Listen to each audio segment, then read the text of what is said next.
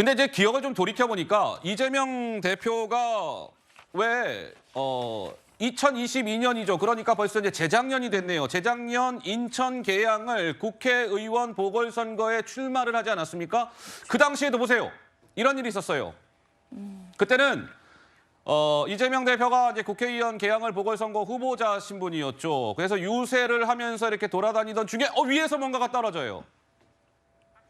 그래서 저게 뭐냐면 위에 그 뭐 치킨집 식당이었던 모양이에요. 치킨집. 그래서 치킨에 그 뭐 뼈를 담는 철제 그릇을 던진 거예요.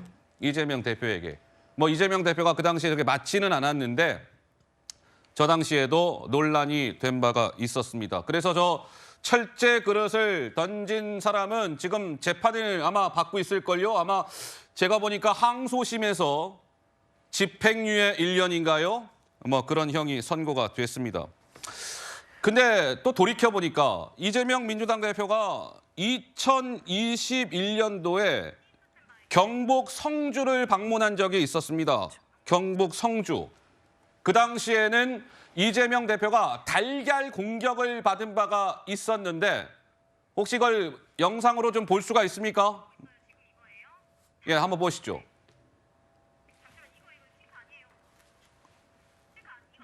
예, 이렇군요. 그러니까 그 당시 성주를 방문해서 했는데 그 당시에 누군가가 사드 배치에 반대한다라고 하면서 이재명 대표에게 달걀을 투척한 거예요. 직접 저 당시 영상이 준비가 되어 있는데 음성까지도 함께 도착을 했답니다. 한번 잠깐 들어보시죠.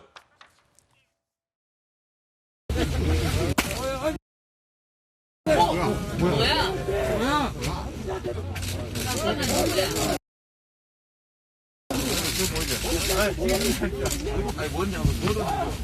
워낙에 박근혜를 사랑하시는 분들 많아가지고. 네, 저 당시에는 달걀 공격을 받은 바가 있었다. 어떻습니까? 우리 박성민 최고 보시기에는 지금 이제 총선이 오늘로 정확히 99일 앞으로 다가왔는데 제1야당 대표 이재명 대표가 흉기 공격을 받아서 긴급 수술 중에 있다. 민주당 입장에서도 굉장히 좀 여러 가지 선거 전략적인 측면에서도 차질이라는 표현이 어떨지는 모르겠으나 조금 말고래도 나오고 있네요. 민주당은 충격, 당혹감 이렇게 봐야 될까요? 어떻습니까? 네, 일단은 굉장히 좀 혼란스러운 상황이죠. 그리고 뭐 전혀 예상하지 못한 일이었기 때문에 뭐 대비할 수도 없는 일이었던 것이고요. 그래서 일단 지금 상황에서는 뭐 긴급 최고위까지 병원에서 열릴 만큼 지금 이 대표의 의식이 어떠한지 그리고 몸 상태가 어떠한지 회복은 얼마나 필요한지 뭐 이런 부분들에 좀 초점을 맞춰서 앞으로의 계획을 좀 세워가지 않을까 싶은데 예. 사실 오늘로서는 뭐 정치 스케줄에 어떤 차질이 있고 앞으로 당무에 어떤 차질이 있는지 이런 부분들에 대해 논하기보다는 일단 이런 정치 테러가 있어서도 안 되는 일이고 앞으로도 절대 재발해서는 안 되는 일이다. 이런 부분에 아마 뜻을 모으고 구체적인 사안들은 내일 비상의원총회에서 조금 더 다뤄질 것으로 보이고요. 오늘은 아마 이 사건이 일어난 데에 대한 당혹감, 그다음에 그 용의자에 대한 엄정한 대응과 처벌 이런 부분들이 필요하다라는 데 공감대를 모으고 정말 긴급한 사안들은 아마 최고위 내부에서 내부적으로 결정해서 필요하다면 브리핑이라든지 국민들께 설명드릴 일이 있을 것으로 예상됩니다. 예. 그래서 이제 오늘 지금 보시는 바와 같이 이 장소는 가덕도입니다. 부산의 가덕도요. 그래서 이제 이재명 대표가 갑자기 공격을 당했고 저곳에서는 병원까지는 거리가 있어요. 그래서 아까 이현수 차장이 설명한 대로 119 구급차가 일단은 와서 이제 이재명 대표를 헬기가 뜰 수 있는 곳까지 이송을 했고 가덕도에서 헬기로 부산대 병원까지 이동을 해서 지금 부산대 병원에서 긴급 수술을 받고 있는 상황. 그런데 병원에 도착했을 당시에는 이재명 대표의 의식이 있었다. 그런데 지금은 수술 중이니까 마취를 한 상태에서 수술을 받고 있겠지요. 이재명 대표가. 그럼 이제 여기서 궁금한 것은 수술이 언제쯤 끝날지 그럼 실제로 수술 결과는 어떠한지 이재명 대표가 병원에 도착했을 때의 상처 부위는 어느 정도 심각했던 것인지 뭐 이런 것들에 대한 병원 측의 브리핑도 아마도 있을 듯 싶은데 만약에 뉴스엘 라이브 시간에 그 내용도 전해지면 발빠르게 전해드리도록 하겠습니다. 서민 교수님 모시기에는 어떻습니까? 이게 진짜 이게 목부위라는 게 굉장히 이게 사람한테는 진짜 중요한 부분이고 더군다나 이게 사람의 어떤 신체적인 접촉이 아니라 네. 흉기를 가지고 들어간 공격 아니었겠습니까? 네. 예. 그러니까 저기 예전에 이제 뭐 박근혜 대통령이 이제 피습당한 적이 있었지 않습니까? 근데 예. 그때 그 뺨을 이제 뭐 이렇게 했는데 그때도 이제 뭐 살인죄 얘기를 하니까 이제 박근혜 대통령 반대쪽에서 야 너무했다 무슨 살인죄까지 되냐라고 했는데 사실 그렇지 않습니다. 이 목 근처 이쪽으로 접근하는 거는 어떠한 것도 다 살인죄로 해야 될 만큼 정말 위험한 부위거든요. 그래서. 예, 뭐 어디까지 말해야 되죠? 뭐 편하게 말씀하십시오. 그 아까 제가 이제 말씀드린 것보다 이 상처가 더 커서 이제 목 근육에도 좀 출혈이 있어서 수술이 좀 커서 어쩌면 이제 뭐 병원을 옮길 수도 있다 이런 말도 지금 나오더라고요. 그래요? 네. 제가 또 나름대로 또 취재한 게 있지 않습니까? 네, 그래서 지금 뭐 어떻게 좀 봐야 되겠습니다. 아니 근데 부산대 병원 정도면은 네네. 큰 병원 아닙니까? 아니, 부산대 근데 이제 이재명 대표가 네. 뭐 이제 원하는 병원이 또 따로 있을 수도 있으니까 이제 뭐 여기서 수술 안 하겠다. 뭐. 그러니까 원래 되게 응급처치만 하고 이제 옮기겠다 뭐 그런 분도 있으니까. 그렇군요. 그 상황을 좀 봐야 되겠네요. 그렇죠? 네네. 근데 이제 아마 시청자 여러분들께서 이재명 대표가 오늘 이제 흉기로 이 목 부위를 공격을 당했다. 아마 이 뉴스를 속보를 접하시고 그래 맞아.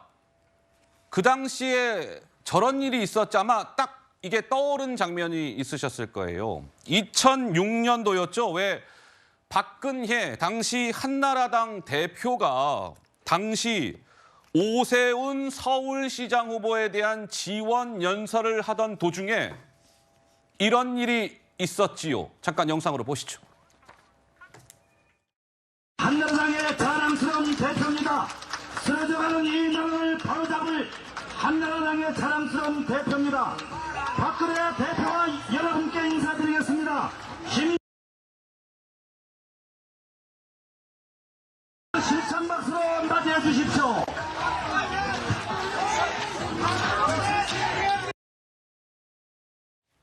네, 저 당시에도 저렇게 이제 연설을 위해서 정혁진 변호사님 연단에 오르는 도중에 지금 저 상태에서 우리가 정지를 시키긴 했습니다만 저것도 굉장히 뭐 논란이 많았던 사안 아니겠습니까? 저것이 2006년도에 맞습니다. 있었던 사안인데 예. 저렇게 박근혜 전 대통령 나중에 이제 대통령이 되셨죠.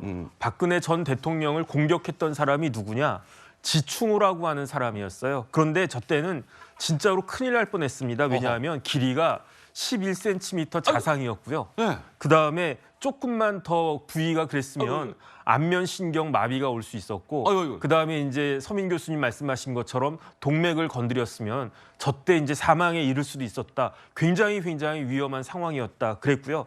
그다음에 저도 궁금해가지고 네. 저때 저 지충호라고 한 사람이 어떻게 처벌을 받았나 네. 봤더니 징역 10년을 갖다 받았어요. 징역 10년 받았어요? 징역 10년을 받았어요. 그래가지고 2006년도에 들어가서 2016년에 이제 만기 출소했다라고 그렇게 나오고 있는데 마찬가지로 이번에 이재명 대표는 그 상처의 크기가 저만큼은 아닌 것 같이 보여도 의도 자체가 저건 굉장히 아주 그 나쁜 의도이고 그다음에 중대한 결과가 있을 수도 있었기 때문에 예. 마찬가지로 뭐 징역 10년이든 그 이상이든 강력한 처벌이 있어야 될 것이다. 그 판단이 됩니다. 예.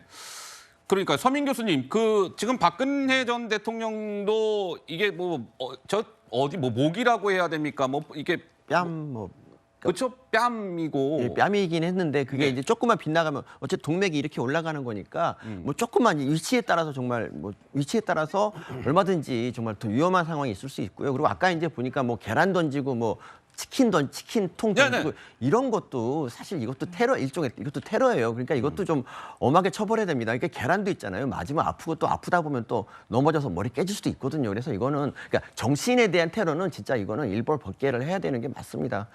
민주주의의 꽃이 선거고 그 선거의 정말 중심이 선거 유세인데 이거를 불가능하게 만들잖아요. 그러니까 우리나라가 다행히 예. 정말 총이 없어서 정말 다행인데 그렇다고 하더라도 뭐 이런 건 일벌 백계 해야 재발이 안 나오는 겁니다. 예. 강력한 처벌을 해야 되겠죠. 그래야 또다시 정치인들을 상대로 한 묻지마 흉기, 테러, 공격 이런 것들이 재발하지 않지 않겠습니까?